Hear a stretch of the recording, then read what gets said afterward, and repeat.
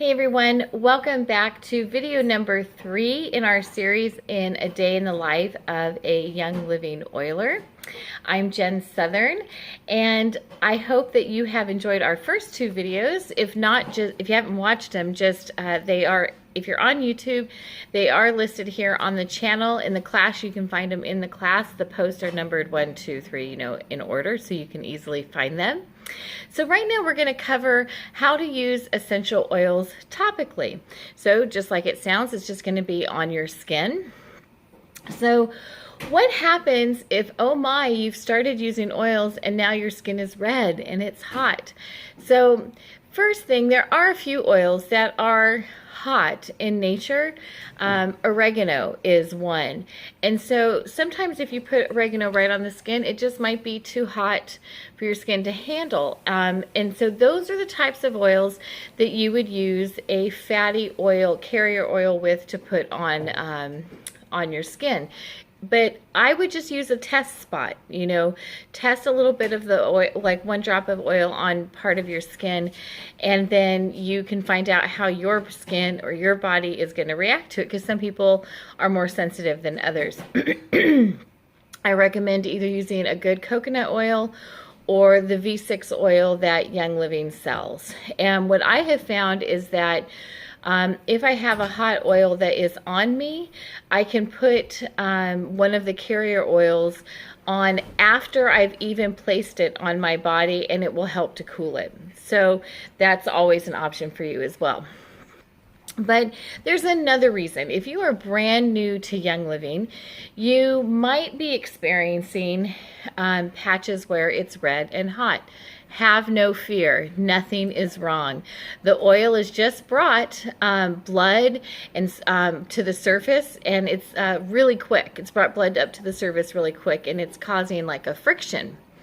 So if you've had the habit of using chemical products, cleaners, soaps, cosmetics, lotions, shampoos, any of these products have synthetic ingredients, and they are toxic. So a lot of times what happens is that will accumulate on the dermal layers of the skin, and when you apply the essential oils to the area, it can cause some skin irritations.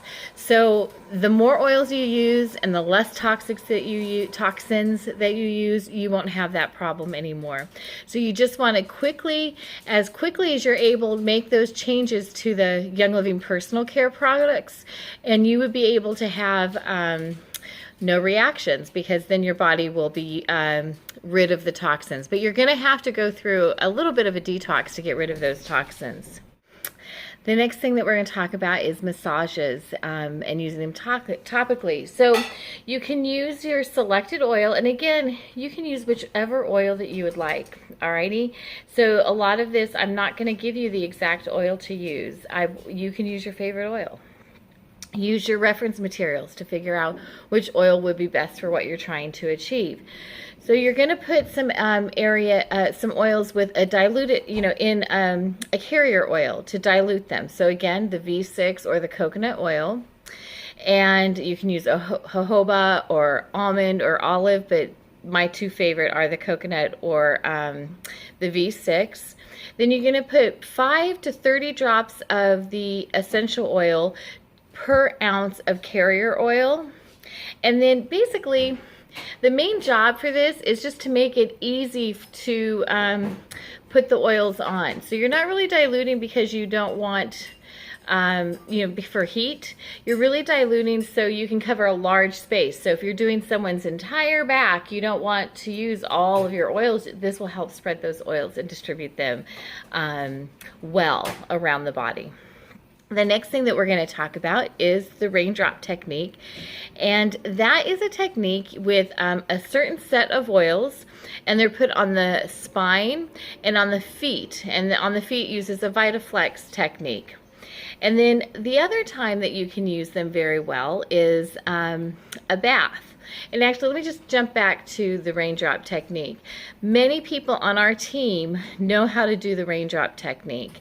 So if you don't know how to do the raindrop technique, reach out to your upline and you will be able to find someone within your group that can do the raindrop technique. If you're local to me, I know how to do the raindrop technique and we can do it for you. So, but ask your closest upline and then we can get you hooked up with that. All right, and we're gonna do, I'm gonna put a link here to 7 Oily Days, our upline, Laura Hopkins. She is, in the month of April, has done some teaching on the raindrop technique, so I'm gonna refer you to her site for that. So another time that you can use the essential oils is in your bath time. So it's great to combine them with Epsom salt. So there is a recipe that is being shown. And it's calling just for a cup, or I believe, yeah, it's 1 cup of Epsom salt and 5 drops of oil. But you're supposed to really do it. It's like a cup. A cup is an average measurement, but if you that's like for about 150 pounds. But then you're going to add about, if you are bigger than that, you're going to add a half a cup of Epsom salt for every 50 pounds. And then you're going to add the 5 drops, you know, and honestly, I add anywhere between 4 and 8 drops when I use my Epsom salts. And it's a great way to distribute the oil in the bath. Not only are you getting the benefits of the Epsom salt, but it helps because oil and water doesn't mix. So by having it in the salt, it helps distribute that oil throughout the entire bath. So it's not just lining on the top. And you can, again, use any, you know, we talk about here, you can use lavender and peace and calming, but honestly, you can use whichever oil you want. I would avoid hot oils like oregano. You don't want oregano in your bathtub. I wouldn't put peppermint in my bathtub. So you just choose what you might like to do. The next thing that we're going to talk about is a foot and a hand soak.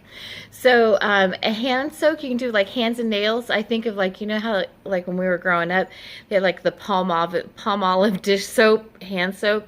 You don't want all that chemical stuff.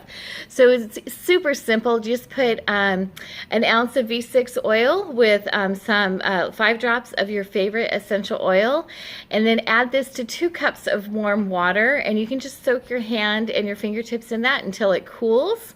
And then for your feet, you're going to add 5 drops of essential oil to a 1/4 cup of Epsom salt, and then add it to a basin of hot water, and then you can soak your feet in that. And then you can also make these soaks. These make great gift items to help introduce the people in your family to essential oil products. The next thing we're going to talk about is hair and scalp.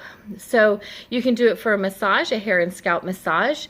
You look in your essential oil desk reference or pocket reference, and you're going to put the oils of your choice, 5 to 10 drops to a 1/2 tablespoon of V6 oil or coconut oil, and just massage it. Dip your fingertips in the oil and just massage it on the scalp. And then cover with a warm towel for 20 to 30 minutes, and then you can shampoo as normal. Then another way that is great is you can use, you can make your own mists. This is simply, we have some, you know, it'll show you on the graphic, but you can also make your own. You can do bed sprays like lavender bed sprays. You can use peace and calming and make a calming spray. Great around kids, great around pets.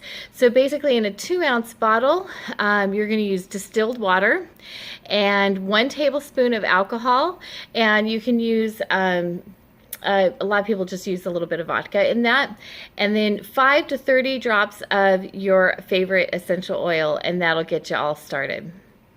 There are many resources out there.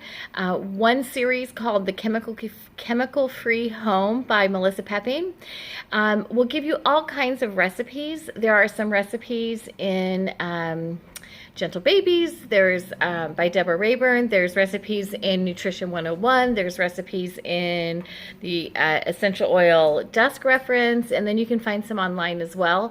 But with the essential oils, you can make your own creams, salves, lotions, perfumes, and body products. So there's lots of things out there that you can try to make.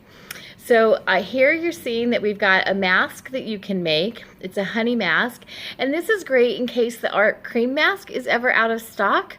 And it's a very soothing mask. Just 2 teaspoons of raw honey, a teaspoon of coconut oil or aloe vera gel. Little tongue twister there, and 1 to 2 drops of your essential oil of choice. A nice one to use is rose and myrrh if you want to treat yourself to something really fancy.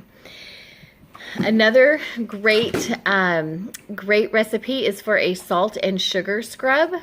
And this is great in case the satin mitt scrub is ever out of stock. I know we just came back with that, but if it's ever out of stock, this is a great one to use when it's out of stock. 1/4 cup of white sugar, 1/4 cup of coarse sea salt, 1/4 cup oil, coconut oil or aloe vera gel, and then 20 drops of 2 of your favorite essential oils. So pick whichever one you'd like to rub on your face, and that makes a great sugar scrub. Now, what's great is you can even make your own perfumes. Now, to be honest, I don't make my perfume. I just wear the oil. But some really like to have the perfume, and you can put them in a spray bottle and everything. So this one is going to be for sensitive skin. This is a cologne for sensitive skin. You're going to use 15 to 25 drops of whatever your perfume blend is, and then you're going to store it in a dark airtight glass container, and then when you want to use it, you'll dab it on your pulse points. Now, one of the things that Deborah Rayburn said is, like, you're really not sure how things are going to mix and how they're going to smell. So one way to see how things work together is, she said, get together the couple of oils that you would like to use together, and then put those drops on like maybe a Q-tip, and then stick them in a baggie and zip it shut and let it sit for a day or 2. Then come back and open it up and smell it. And if that is a blend that you like you like how that smells after a couple of days of it incorporating, then that'll be a good blend for you. So I would try that a couple of times until you find the perfect blend for you, and then I would put those blend together, and that's where you're going to get that 15 to 25 drops. So you've got to find what couple of oils that you would like to go together, and so that's one way to make one cologne, and that is for the sensitive. Now this is an alcohol and water based perfume. This one is 4 1/4 teaspoons of vodka, 1 1/2 teaspoons of distilled water, and then 10 to 20 drops of the perfume blend that you like. Again, you're going to put it in a 1 ounce dark container and let it sit for 2 weeks. And then you want to swirl it around the bottle a couple times a day. More often is better because it helps to really mix the oils. And that's it for my ideas on how to use the oils topically in your life. So I hope you found some ideas. And again, jump on to, you can get them at Life Science Publishing. You can get that chemically free home, or you can visit Growing Healthy Homes for the Gentle Babies and the Nutrition 101. All right, I'll see you in just a minute, and we'll talk about how to use these oils internally. All right, see you in a minute.